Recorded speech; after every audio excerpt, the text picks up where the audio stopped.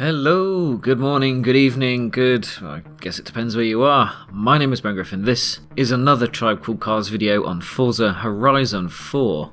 Now today is a very special video because two of the best cars in the game are going up against each other in a fight to the death.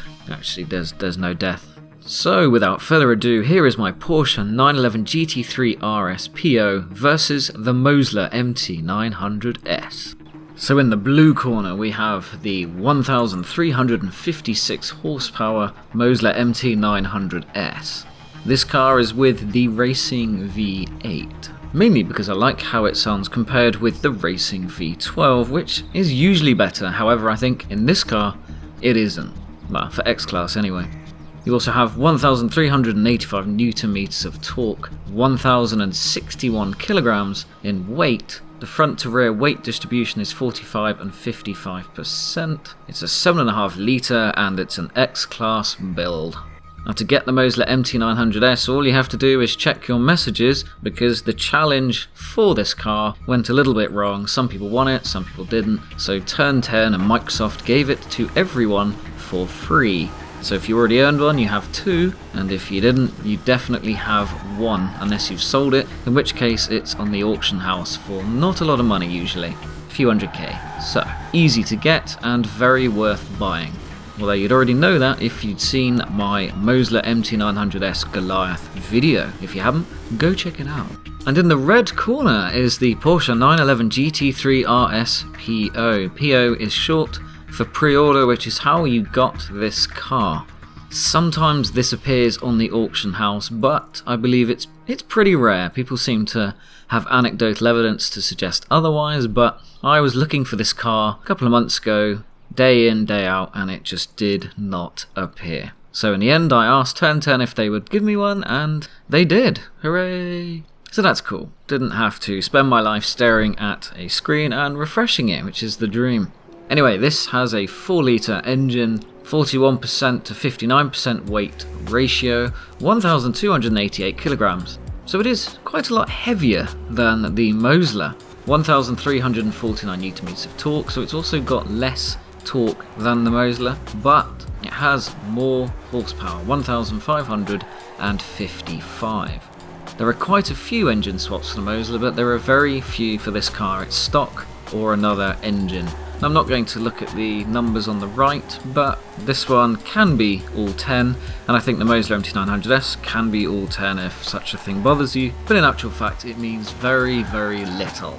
So straight off the bat, the Porsche 911 GT3 RS PO is the rarer car. The Mosler would have been close had it not been for the fact that everyone was given one, but because the online challenge you needed to do was kind of difficult if you were unlucky. It took me 4 attempts, not because I wasn't winning the races, but because I had a lot of team members and they were all rubbish or blind. Sausage hands, mashed potato fingers, not entirely sure, but anyway, life was not easy.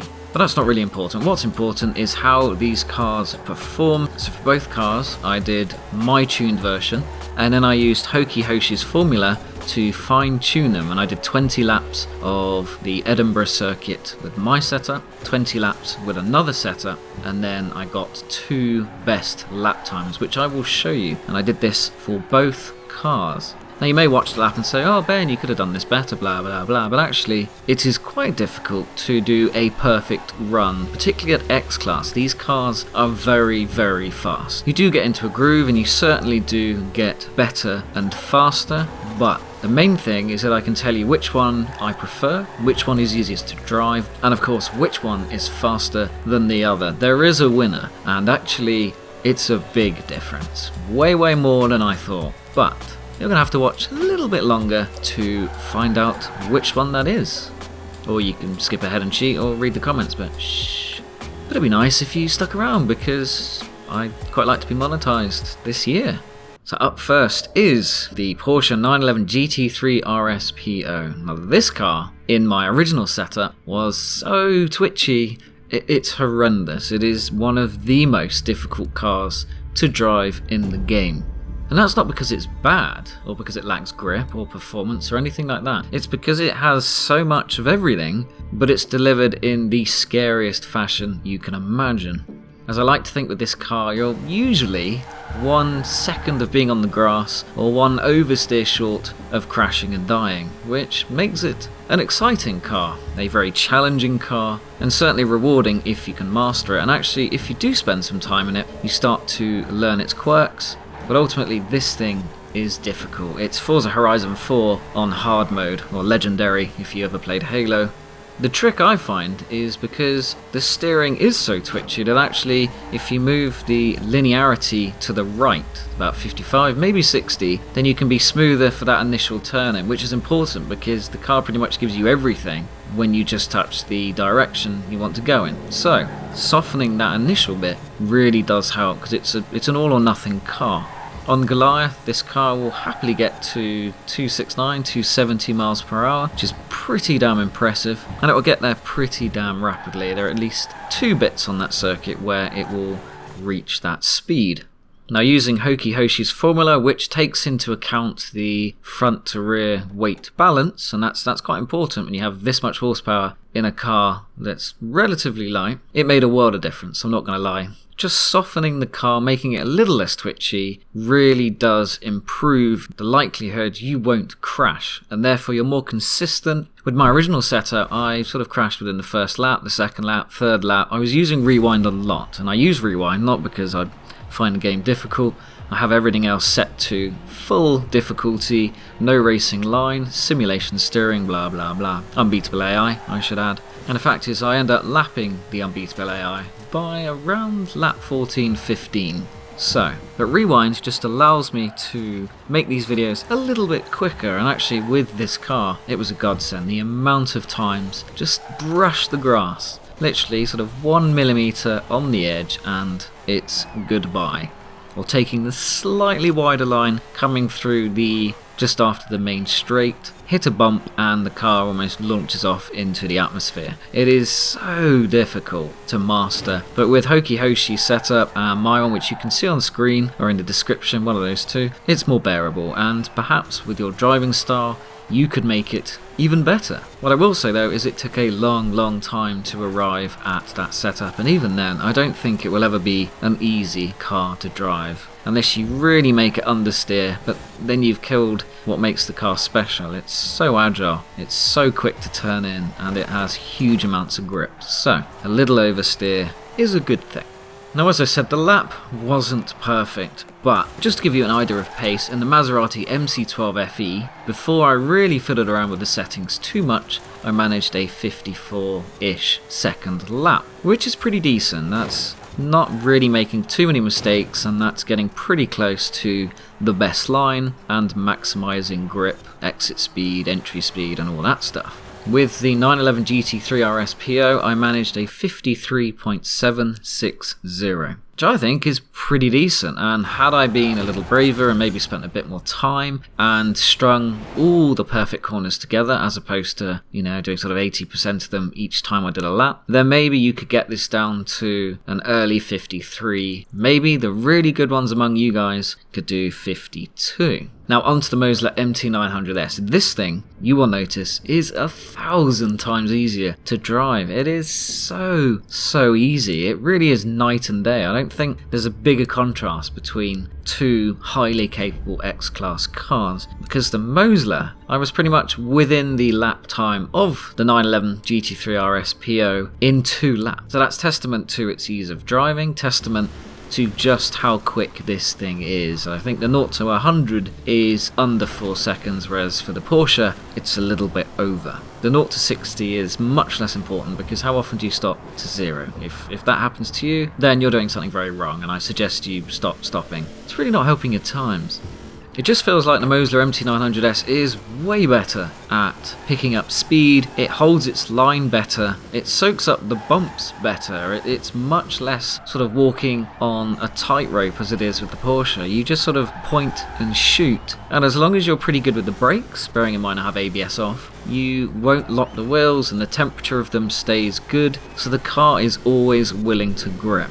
Now that could of course be because I've chosen to do the 20 laps in the autumn, so the temperatures are a bit lower. If you did this in the summer, there may be potential for a faster lap because you could put the pressures up. That's up to you. If I was going for a world record time, then I would probably do that, but I quite enjoy the autumn. I think it's prettier, a bit of variety. I always do Goliath in the summer. So now with my setup and a lot of the standard settings from when you get the car, you still do a fast lap. I still managed under 54 seconds. In fact, I did a good 53 without really trying too hard. In fact, by the end, it almost becomes like an attachment to your body. It's ridiculous how intuitive that car is and how enjoyable it is, because you're going so fast and it's manageable that there's less risk, but it's still hugely rewarding. It laughs in the face of anyone online or the unbeatable AI. But then I went and applied some Hoki Hoshi magic. This formula can be found in his YouTube video, or if you prefer to read it, you can see it on the atribecalledcars.com website. There'll be a link in the description. I always link to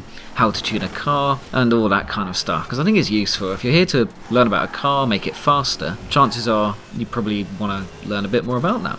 With the tune setup, known as ATTC Beast V2, as in version 2, I was able to do, drumroll please, 52 seconds, .653. Nope, that's a lie. That was my first best. My absolute fastest lap was, I have to do the drumroll again, sorry, 51.722 seconds. That is phenomenal. And even then, when I watch these laps back and during these races, you obviously get a feel for what's quicker than something else. I was losing a bit of time on the two right-handers after you go over the jump and through a checkpoint and you've got walls on either side. That bit's quite difficult. But if you leave the car in fourth and then drop to third as it tightens up, you sort of head to the outside naturally, and you can take that if you brake early and put the power on early. You can be doing 140, 150 into that section and then get the brakes on early for the left-hander. That made up a lot of time, and I was starting to master that. Likewise, you can take the right-hander that's quite gentle, but then it goes into a bit of a bump, and then another few right-handers just after the main straight. You can take that at full speed and then really hit the anchors and go down to about 170, put the power back on, and you're cruising through the next right-hander at about 200 plus. That makes a huge difference to the lap times. So combining those two, and also I think leaving it in third for the right-hander as you go into the sort of horseshoe left, again you can use second gear and it helps you lose speed fast, but actually maybe if you brake heavier and you're better at that and just keep it in third, then you can power out and have a slightly higher top speed for the next corner. But to be fair, it's a very short stretch before the next corner, and it makes more sense to get that corner right because the one after that leads into quite a long straight section. Pro tip, you should always be thinking at least 2 corners ahead. So some closing thoughts. The sad thing is I really thought the Porsche 911 GT3 RS PO could hold its own against the Mosler. Sadly, it's outclassed in every way. It's faster, it's easier to drive, okay, maybe it's not as pretty to look at, but it's just more consistent, it's more controllable. Everything about it makes it a better race car.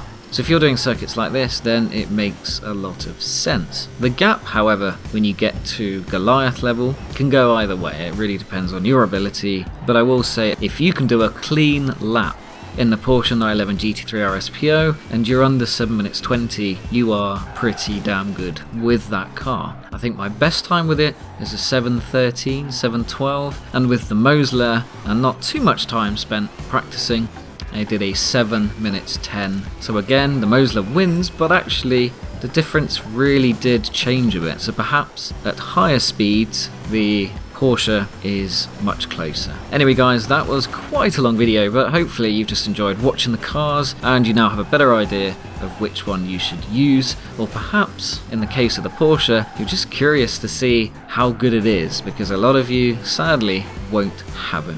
If you like the video, please subscribe, please like, please do all of that stuff and the bell and you know the drill. If you've been on YouTube before, I really appreciate your support. Have a good week. Bye.